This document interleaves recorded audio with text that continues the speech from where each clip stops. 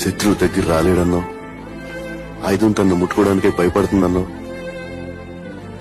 అలాంటి మహావీరుడు ఎలా చచ్చిపోయాడు తాత?